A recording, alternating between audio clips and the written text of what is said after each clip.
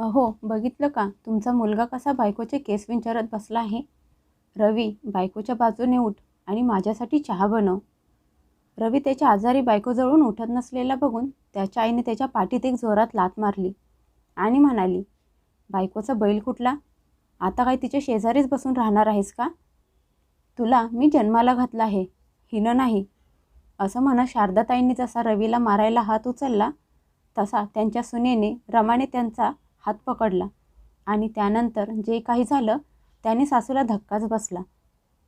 रमा एक शिकलेली संस्कारी मुलगी होती. तिने लग्नानंतर तिचं सासर खूप छान सांभाळलं होतं. तिच्या सासरी तिचे सासू सासरे आणि तिची एक नणंद पण होती. तिचं लग्न झालं होतं. तिची सासू नेहमी त्यांच्या नवऱ्याला बोलत असायची की सुनेला बोलायची संधी द्यायला नको. एकदा का तिने आपल्यासमोर तोंड उघडायला सुरुवात केली तर आपल्या डोक्यावर बसेल. रमाच्या सासूचं असं म्हणणं होतं की त्यांच्या सुनेने घरात मूक बनून राहायचं. पण रामाला खूप बोलायची सवय होती. ती दिवसभर नुसती बडबड करत असायची. पण तिच्या सासरी तिच्याशी बोलणारं कोणीच नव्हतं.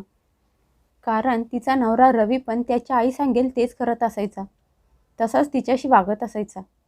जेव्हा कधी रमा तिच्या नवऱ्याशी प्रेमाने हसून बोलत बसलेली असायची तेव्हाच तिची सासू त्या दोघांच्या मध्ये येऊन म्हणायची, घरातली कामं तशीच ठेवून इथे नवऱ्यासोबत गप्पा मारत बसली आहेस होय?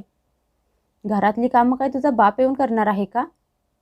अशा पद्धतीने तिची सासू त्या नवरा बायकोंना एकत्र बसून बोलून देत नसायची आणि तिला नवऱ्याजवळून उठायला मजबूर करायची. तिचे सासरे तर सकाळच्या चहा नाश्त्यापासून रात्रीच्या जेवणापर्यंत सगळ्या कामासाठी सुनेला आवाज देत असायचे. त्यांचा आवाज ऐकून रवी त्यांच्याजवळ आला आणि म्हणाला, बाबा मला सांगा काय काम असेल तर. ती दुसरं काम करत आहे. ते ऐकून त्याचे बाबा त्याच्यावर खूप ओरडत असायचे. ते म्हणायचे, दुसरं काम करत आहे म्हणून काय झालं? हातातलं काम अर्धवट सोडून पण येऊ शकत होती ना? तू काय तिचा असिस्टंट आहेस का? ते विचारायला आलास? रवी त्याच्या वडिलांच्या समोर काही बोलत नव्हता. त्यांचं बोलणं मान खाली घालून गपगुमान ऐकून घेत असायचा आणि आईवडिलांना खुश करण्यासाठी रमाला टाळत असायचा. कधी तिच्याजवळ येऊन प्रेमाने बोलायचा नाही की कधी तिच्यासाठी एखादं गिफ्ट घेऊन यायचा नाही. हळूहळू रमा उदास राहायला लागली. तिच्या चेहऱ्यावरचा आनंद, उत्साह, हसू गायब व्हायला लागलं होतं. काही दिवसांनी समजलं की ती गरोदर आहे. जशी ही गोष्ट तिच्या सासूला समजली तेव्हापासून तिची सासू तिला जास्तच त्रास द्यायला लागली. तिची सासू म्हणायची, रमा अशी गरोदरपणात एका जागेवर बसून खाल्ले, शरीराची हालचाल केली नाहीस तर डिलिव्हरीच्या वेळी प्रॉब्लेम येतील आणि तुझं ऑपरेशन करायला लागेल. तू तर आरामात घरात झोपून राहशील. मग आमचं काय होईल? आमची कामं कोण करणार? आता आमचं वय राहिलं नाही घरात काम करायचं. अशा अवस्थेत जास्तीत जास्त काम करायचे असतात. त्यामुळे बाळ स्वस्थ जन्माला येईल. शारदाताई या अशा गोष्टी मुलाच्या कानात पण भरवत असायच्या. रमा बिचारी घरातल्या होणाऱ्या या गोष्टींमुळे परेशान झाली होती. कारण तिच्या शरीरात होणाऱ्या बदलांशी घरातल्या कुणालाच काही देणं घेणं नव्हतं. कधी कधी तिचं पोट जोरात दुखायचं, तर कधी तिला झोप खूप येत असायची, तर कधी सकाळी उठायची इच्छा होत नसायची. एकदा तर किचनमध्ये काम करत असताना तिला मळमळायला लागलं. उलटी आल्यासारखं व्हायला लागलं. म्हणून ती पटकन किचनमधून बाहेर यायच्या नादात साडीत पाय अडकून पोटावर पडली. ती त्रासात तळमळत होती. पण घरातले कुणीही तिला जाऊन उचललं नाही. त्यावेळी रवी घरात नव्हता आणि तिची सासू म्हणाली, असली नाटकं आमच्यासमोर करायची गरज नाही. गपगुमान उठून घरातली कामं पूर्ण कर. बिचारी रमा तशीच जमिनीवर तळमळत पडली होती. तेवढ्यात तिची नणंद मालती तिच्या नंदेसोबत त्यांच्या घरी आली. तिच्या नंदेने रमाला खाली जमिनीवर पडलेली बघून लगेच तिला उचलायला पुढे आली. तिला उठवून बसवलं. मालती म्हणाली, वहिनी एवढी नाटकं करायची गरज नाही. तू स्वतः पण उठू शकली असतीस. रमाच्या चेहऱ्यावरचे भाव बघून तिची नणंद तिच्यावर ओरडत म्हणाली, मालती बहिणी तू हे काय बोलत आहेस? जरा त्यांची अवस्था तरी बघ. त्यांना 8वा महिना चालू आहे. त्या जमिनीवर पडून वेदनेत तळमळत आहेत आणि घरात त्यांना उचलणारं कोणीही नाही. वहिनी, अशा अवस्थेतून तू आणि मी दोघीही गेलो आहे. तुला पण माहीत आहे अशा अवस्थेत उठायला किती प्रॉब्लेम येतात. मालती तोंड वाकडं करून रमाकडे बघत होती आणि तेवढ्या शारदाताई खोलीतून बाहेर आल्या. रमाला उचललेले बघून म्हणाल्या, अरे ही कशी पडली? आम्हाला तर काहीच माहीत नाही. मी तर माझ्या खोलीत झोपले होते. खोटं खोटं सहानुभूती दाखवायचं नाटक करत तिची सासू म्हणाली, अगं रमा, बाळा मला आवाज तरी द्यायचा होता ना. आता बाहेरचे लोक हेच बोलतील ना की आम्हाला तुझी काळजी नाही. रमा खूप मुश्किलीने मालतीच्या नंदेचा आधार घेऊन उठली होती. तिची सासू ज्या पद्धतीने मुलीच्या नंदेसमोर रेखासमोर बोलत होती ते बघून रेखाला समजून गेलं होतं की या घरात रमासोबत नीट वागत नाहीत. तिची कोणाला काळजी नाही. रेखा शारदाताईंना म्हणाली, काकू, आपल्याला रमाला लगेच डॉक्टरांकडे घेऊन जायला हवं. ती खूप जोरात खाली पोटावर पडली होती. आपल्याला असा निष्काळजीपणा करून चालणार नाही. हे ऐकून शारदाताई म्हणाल्या, रेखा, असं काही झालं नाही आणि एवढं कमजोर होऊन कसं चालेल? बघ, तुझ्यासमोर तर ती ठीकठाक बसली आहे. रमाने त्यावेळी पाहुण्यांच्या समोर तिला होणारा त्रास लपवला, कारण तिला माहीत होतं जर तिनं असं केलं नाही तर ते लोक गेल्यानंतर तिची सासू तिच्यावर ओरडायला लागेल. तिच्या सासूने रमाला पाहुण्यांसाठी चहा बनवायला सांगितला. त्यावेळी रेखाने चहासाठी नकार दिला, पण तिची सासू म्हणाली, असं कसं पाहुण्यांना चहा न पिता घरातून जाऊन द्यायचं? अरे रमा, मी तुझी ओळख करून देते. ही तुझ्या नंदेची नणंद रेखा आहे. तुला तर नंदांची खास सेवा करायला हवी. सासूचं बोलणं ऐकून रमा कशी तरी उठून किचनमध्ये चहा बनवायला गेली. पण रमाची अवस्था आतून अजिबात चांगली नव्हती. जेव्हा रवी संध्याकाळी ऑफिसमधून घरी आला तेव्हा रमाने रवीला सगळं काही सांगितलं. ते ऐकून रवी म्हणाला, रमा, जर जास्त सिरियस असतं तर तुझी तब्येत आत्तापर्यंत जास्त खराब झाली असती. पण तू तर एकदम ठीकठाक वाटत आहेस. तू थोडा वेळ आराम कर, मग सगळं ठीक होईल. नवऱ्याचं बोलणं ऐकून रमा आराम करायला खोलीत गेली. तशी तिची सासू रागात फणफणत तिच्या खोलीत आली आणि म्हणाली, अगं ये महाराणी, ही काही झोपायची वेळ आहे का की खोलीत येऊन आरामात झोपली आहेस? तुझ्या बापाने काही लग्नात एवढा हुंडा पण दिला नाही की आम्ही तुझे एवढे नखरे सहन करत बसू. हे कोण? रवी म्हणाला, आई, ती सकाळी पडली होती ना, त्यामुळे तिची तब्येत जरा ठीक वाटत नाही. म्हणून मीच तिला थोडा आराम करायला सांगितलं आहे. थोड्या वेळाने उठून नंतर घरातली कामं करेल. पण त्याच्या आईला मुलाला बायकोची बाजू घेऊन बोललेलं अजिबात आवडलं नाही. त्यांनी त्यांच्या मुलाला ऐकवायला सुरुवात केली. त्या म्हणाल्या, आम्ही श्रावण बाळाला जन्म दिला नाही तर बायकोचा गुलाम जन्माला घातला आहे. तुझे बाबा खोलीत कधीपासून चहाची वाट बघत बसले आहेत. तुझ्या बायकोला माहीत आहे ना की त्यांना मंदिरातून आल्या आल्या चहाचा कप हातात लागतो. 7 वाजायला आले आहेत. सासूचं बोलणं ऐकून रमाला खूप वाईट वाटलं. मनात नसताना पण ती उठायला लागली. ते बघून तिची सासू म्हणाली, आमच्यावर उपकार करत असल्यासारखी दाखवू नकोस. आम्हाला चांगलंच माहीत आहे तुला आराम करायला फक्त कारण हवं असतं. मला तर असं वाटत आहे की जगातली तू पहिली गरोदर बाई आहेस. बिचारी रमा काही न बोलता उठून किचनमध्ये गेली आणि पोट पकडून चहा बनवायला लागली. मनातल्या मनात विचार करायला लागली की माझ्या नशिबात देवाने किती दुःख लिहिलं आहे. मला घरात नाही नवऱ्याचा सपोर्ट मिळतो आणि नाही प्रेम. शिवाय रोज रोज टोमणे मिळतात ते वेगळेच. शेवटी माझ्या नवऱ्याकडून अशी कुठली चूक झाली होती की त्यासाठी रोज मला ऐकवलं जातं? या घरात तर माझी काहीच इज्जत नाही. लग्नात एवढा पैसा दागिने घेऊन येऊन पण माझ्यासोबत असे वागत आहेत. गॅसवर ठेवलेला चहा उकळत होता आणि रमा गहन विचारात बुडाली होती. तेवढ्यात बाहेरून सासूचा आवाज आला, अगं ये महाराणी, विहिरीतून पाणी आणून मग चहा बनवत आहेस का? अजूनपर्यंत चहा का तयार झाला नाही? माहीत नाही कुठली बिनकामाची घरात घेऊन आलो आहेत, काय माहीत. सासूच्या कर्कश आवाजाने रमा विचारातून बाहेर आली. तिने चहा कपात ओतला आणि कप ट्रेमध्ये घेऊन जशी ती किचनमधून बाहेर यायला लागली तशी तिच्या डोळ्यापुढे अंधारी यायला लागली. कशी तरी ती चहा घेऊन सासऱ्यांच्या खोलीत गेली.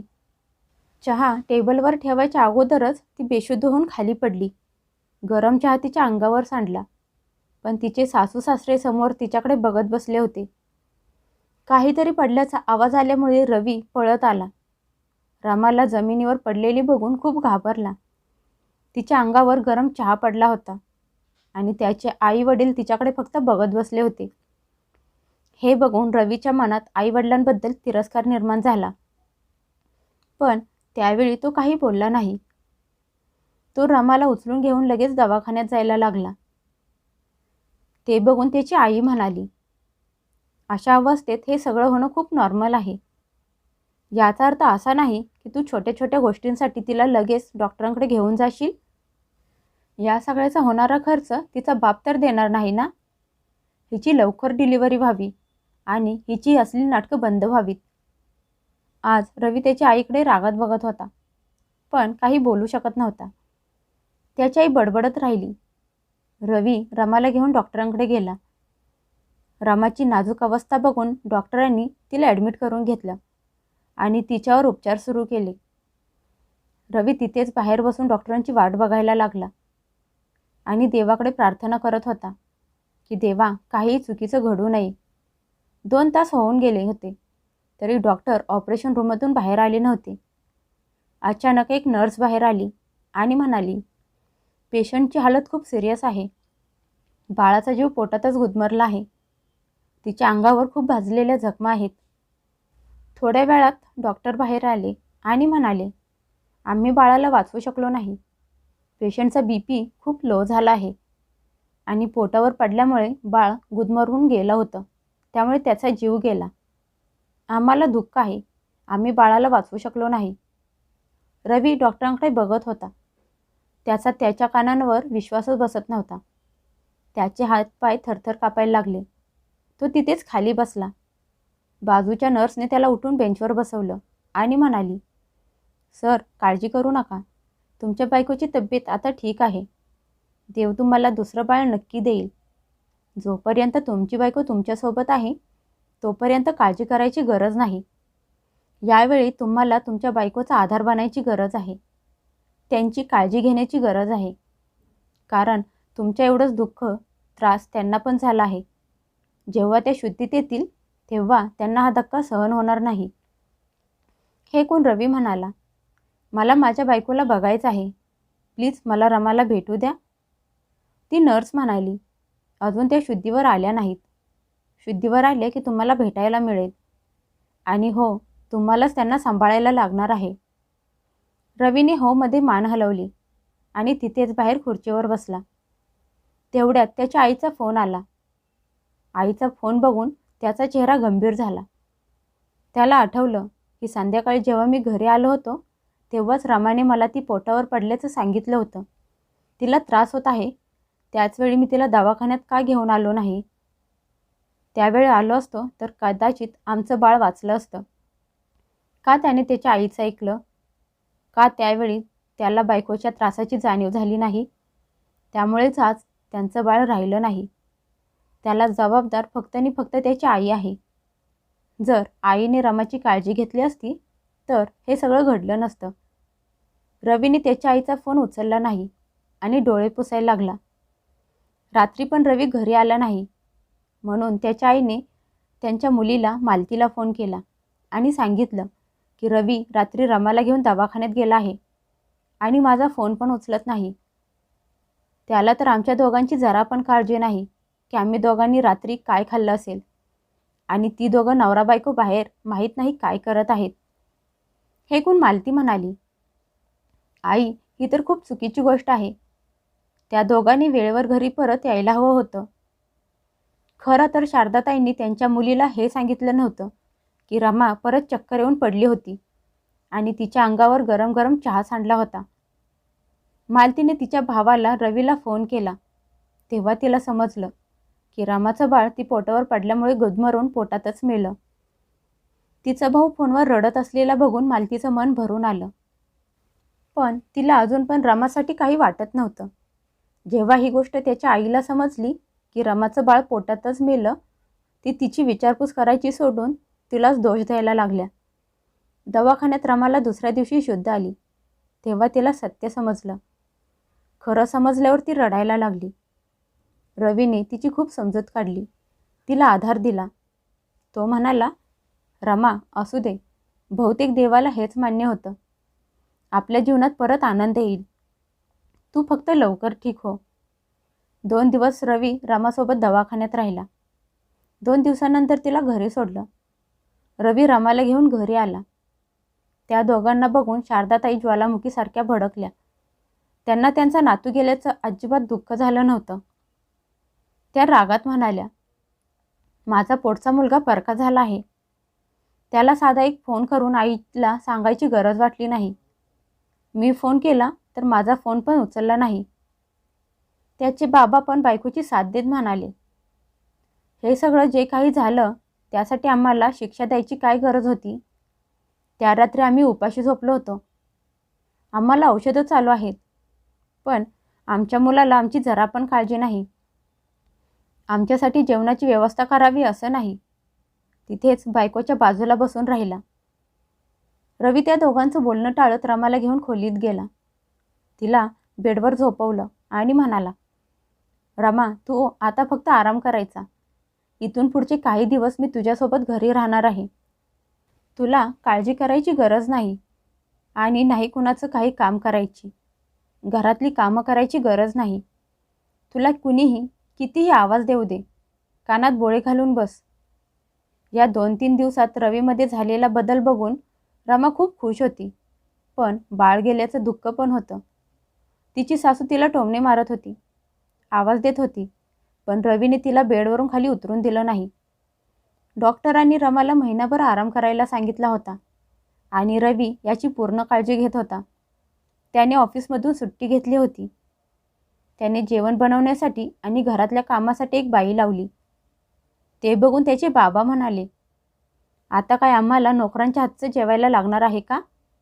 आमचे एवढे वाईट दिवस आलेत आहेत होय? यावर रवी काही बोलला नाही. हे बघून त्याची आई म्हणाली, अहो आता आपला रवी आपला मुलगा राहिला नाही. मला तर पूर्ण खात्री आहे की आपल्या सुनेने आपल्या मुलावर काळी जादू केली आहे.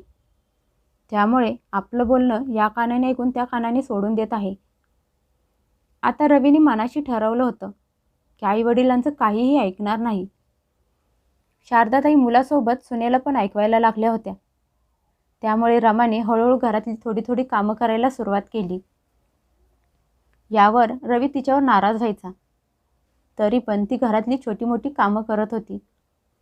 ती नवऱ्याला म्हणायची, अहो तुम्ही मला जरा पण काम करून दिलं नाही तर नंतर माझी कामं करायची सवय मोडून जाईल. माझं शरीर आळशी होईल. त्याची आई दिवसभर मुलीशी, रवीबद्दल आणि रमाबद्दल तक्रार करत असायची. मालती रवीला फोन करून म्हणाली, तू आईबाबांशी जे वागत आहेस ते चुकीचं आहे. रवीने बहिणीला स्पष्ट शब्दात सांगितलं, तू तुझ्या घरची काळजी कर. आमच्या घरात मध्ये बोलू नकोस. रमाला घरी येऊन 8 दिवस झाले होते, पण हात भाजल्यामुळे तिला केस बांधायला येत नव्हते. एक दिवस रवी खोलीत बसून रमाचे केस बांधत होता. तेवढ्यात त्याची आई खोलीत आली आणि मुलाला सुनेचे केस बांधत असलेले बघून नवऱ्याला म्हणाली, अहो बघितलं का, तुमचा मुलगा कसा बायकोचे केस विंचारत बसला आहे. रवी बायकोच्या बाजूने उठ आणि माझ्यासाठी चहा बनव. रवी त्याच्या आजारी बायकोजवळून उठत नसलेला बघून त्याच्या आईने त्याच्या पाठीत एक जोरात लाथ मारली आणि म्हणाली, बायकोचा बैल कुठला? आता काय तिच्या शेजारी बसून राहणार आहेस का? तुला मी जन्माला घातला आहे, हिनं नाही. असं म्हणत शारदाताईंनी जसा रवीला मारायला हात उचलला तसा त्यांच्या सुनेने रमाने त्यांचा हात पकडला आणि रागात मोठ्या आवाजात म्हणाली, खबरदार आई, तुम्ही परत माझ्या नवऱ्यावर हात उचललात तर ते तुम्हाला उलट उत्तर देत नाहीत. तुमचं सगळं बोलणं काही न बोलता ऐकून घेतात. याचा अर्थ असा होत नाही की तुम्ही त्यांना मारायला हात उचलाल. ते काही लहान नाहीत की तुम्ही त्यांना मारायला सुरुवात कराल. आणि जर तुम्हाला चहा प्यायची एवढीच तलब झाली असेल तर स्वतः हाताने बनवून घ्या. सुनेचा मोठा आवाज आणि तिचा राग बघून एक क्षण तिची सासू घाबरली. पण परत स्वतःला सावरत म्हणाली, बघितलं का रवी, तुझ्या बायकोचा फालतूपणा आता हातातून बाहेर निघून गेले आहे. तू तिला सरळ करतोस का मी करू? रवीने आईसमोर बायकोचा हात घट्ट पकडला आणि म्हणाला, आई, तू माझ्यासमोर माझ्या बायकोवर हात उचलून तरी दाखव. मी इथून पुढे हे अजिबात सहन करणार नाही. आम्ही तुझ्या अशा वागण्यामुळे आमचं बाळ गमावलं आहे. त्या दिवशी तू वेळेवर रमाला दवाखान्यात घेऊन गेली असतीस तर आज आमचं बाळ आमच्यासोबत असतं. पण तू तर तुझा सासूपणा मिरवण्यात आंधळी झाली होतीस. मला तुझ्यासारखी आईची लाज वाटत आहे, जी स्वतःचा नातू मरून पण तुला फक्त तुझ्या सेवेची काळजी लागली आहे. माझ्या मुलाशी तुझं काही देणं घेणं नाही, त्याचं दुःख नाही. मी आत्तापर्यंत गप्प बसलो होतो, पण इथून पुढे नाही. रमा पण डोळे मोठे करून म्हणाली, आई, मी पण माझ्या नवऱ्याचा अपमान होताना बघू शकत नाही. तुमच्यासाठी हेच चांगलं होईल की तुम्ही तुमच्या हद्दीत राहा. 2 वेळचं आयतं खायला मिळत आहे ते गपचूप खा. घरात गोंधळ घालायची गरज नाही. जर परत असं केलं तर माझ्यासारखं वाईट दुसरं कोणी नसेल. रमा हे सगळं नवऱ्याचा सपोर्ट भेटल्यामुळे बोलत होती. नाहीतर अगोदर तर ती तिचं सासूपुढे तोंड पण उघडत नव्हती. तिची हिंमत होत नव्हती सासूसमोर बोलायची. पण आज नवरा बायको दोघं एकत्र आली होती. तिच्या सासूला कळून चुकलं होतं की त्यांच्यासाठी घरात शांत राहणं योग्य आहे. त्यानंतर घरात शांती पसरली. घरात आनंदाचे वातावरण निर्माण झाले. नवरा बायको आता प्रेमाने सोबत राहत होते. आता त्याच्या आईची काही करायची हिंमत होत नव्हती. रवीने त्याचं बाळ गमावलं होतं, पण त्या धक्क्यामुळे तो सरळ मार्गावर आला होता. त्याला बायकोचं महत्त्व समजलं होतं, तिची किंमत समजली होती.